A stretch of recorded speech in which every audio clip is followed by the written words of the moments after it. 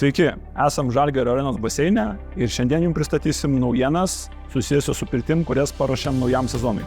Tam, kad jūsų apsilankymas mūsų baseine būtų dar sklandesnis ir lengvesnis, visas pirtis suskirstėme į 4 kategorijas ir jas sukodavome pagal spalvas. Spalvų visą paletę rasite mūsų bendrame žemėlapyje ir ant kiekvienos pirties durų. Vieną iš pirčių dedikavome kūno šveitimo procedūrai. Visas reikiamas priemonės ir instrukciją, kaip teisingai atlikti šią procedūrą, rasite prie pirties. Saugumas yra mūsų pagrindinis prioritetas, todėl pirtyse įrengėme papildomus SOS mygtukus, kuriuos paspaudę galėsite išsikviesti pagalbą čia ir dabar. Pirtyse gausiai prakaituojam. Tam, kad atstatyti skysčių balansą, įrengėme geriamo vandens stotelę.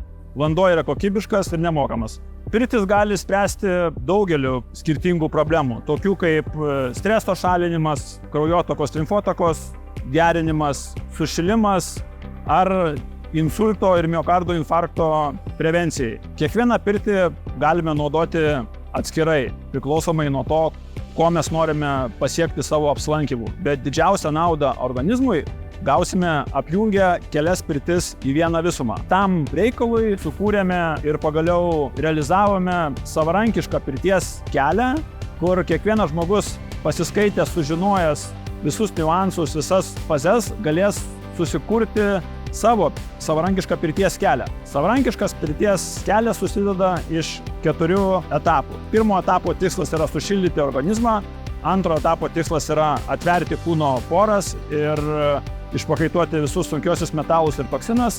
Trečio etapo tikslas yra kuo giliau sušildyti likusius kūno raumenis ir ląsteles. Ir ketvirtas etapas skirtas atsipalaidavimui.